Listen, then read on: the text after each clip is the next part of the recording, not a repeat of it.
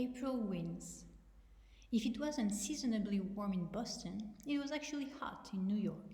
In their rooms at the Great Tower Hotel overlooking Central Park, the penguins were feeling the heat badly. Mr. Popper took them up to the roof garden to catch whatever cool breeze might be blowing. The penguins were all charmed by the sparkling lights and the confusion of the city below. The younger birds began crowding over to the edge of the roof and looking down at the great canyons beneath them. It made Mr. Popper very nervous to see them shoving each other as if at any moment they might succeed in pushing one over.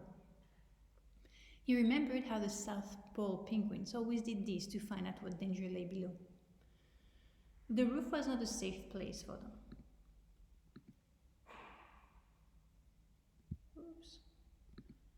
Mr. Popper had never forgotten how badly frightened he had been when Captain Cook had been so ill before Greta came. He could not risk the chance of losing one of his penguins now. Where the penguins were concerned, nothing was ever too much trouble for him. He took them downstairs again and bathed them under the cold showers in the bathroom. This kept him very busy for a large part of the night. With all this lack of sleep, he was quite drowsy the next morning when he had to call the taxis to get to the theater. Besides, Mr. Popper had always been a little absent-minded. That is how he made his great mistakes when he said to the first taxi driver, "Regal Theater." "Yes, sir," said the driver, threading his way in and out the traffic of Broadway, which greatly interested both the children and the penguins. They had almost reached the theater when the driver suddenly turned. "Say," he said, "you don't mean to say those penguins are going to be on the same bill with swans and seals, do you?" "I don't know what else is on the bill," said Mr. Popper, paying him. "Anyway, here's a regal." And they piled out and filed in the stage entrance. In the wings stood a large, burly, red-faced man. "So these are the Popper performing penguins, huh?" he said. "Well, I want to tell you, Mr. Popper, that I am Swan Swanson, and those are my seals in there on the stage now. And if you birds try any funny business, it'll be too bad for them. My seals are tough, see? They think nothing of eating 2 or 3 penguins apiece." From the stage could be heard the hoarse barks of the seals, who were going through the act. "Papa," said Mrs. Popper, "the penguins are the last act on the bill. You go run back quick and get those taxis, and we'll let the penguins ride around a while until it's time for their number." Mr. Popper hurried out to catch the drivers. When he returned, it was too late. The Popper performing penguins had already discovered the swans and seals. "Papa, I can't look!" cried the children. There was a sound of dreadful confusion on the stage. The audience was in an uproar, and the curtains was quickly rung down.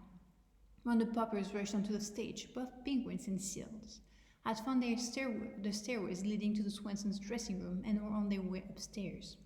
"I can't bear to think what's happening up there," said Mr. Popper with a shudder.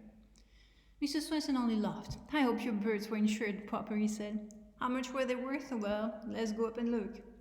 "You go up, Papa," said Mrs. Popper. "Bill, you run out of the theater and call the police to come and try to save some of our penguins." "I'll go get the fire department," said Jenny.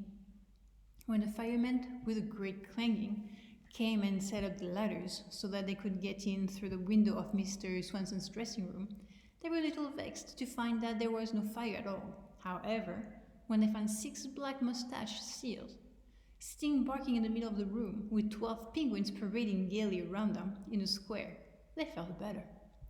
Then the policemen came in their patrol and climbed the ladder which the firemen had left against the building. By the time they two came through the window, they could scarcely believe their eyes, for the firemen had put firemen's helmets on the penguins, which made the little delighted birds look very silly and girlish.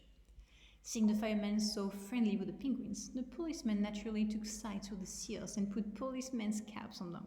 The seals looked very fierce with their long black mustaches and black faces underneath. The penguins, after their firemen's helmets, were parading in front of the policemen, while the seals, in their policemen's cap, were barking at the firemen when Mr. Popper and Mr. Swanson finally opened the door. Mr. Popper sat down. His relief was so great that for a moment he could not speak. "You policemen had better get your hats off my seals now," said Mr. Swanson. "I got to go down on stage and finish the act now." Then he and his 6 seals slipped out of the room with a few parting barks. Well, goodbye, dogs, said the fireman, regretfully removing their helmets from the penguins and putting them on their own heads. Then they disappeared down the ladder. The penguins, of course, wanted to follow, but Mr. Popper held them back. Just then, the door flew open and the theater manager burst into the room. "Oh, that man," he shouted to the policeman, pointing at Mr. Popper. "I have a warrant for his arrest." "Who, me?" said Mr. Popper in a daze. "What have I done?" "You've broken into my theater and thrown the place into a panic. That's what you've done. You're a disturber of the peace." "But I'm Mr. Popper and these are my performing penguins, famous from coast to coast." "I don't care who you are. You haven't any business in my theater." "But Mr. Greenbaum, he's going to pay us $5,000 for a week at the Regal." "Mr. Greenbaum's theater is the Royal, not the Regal. You've gone to the wrong theater. Anyway, out you go, and you and your performing penguins. The patrol's waiting outside."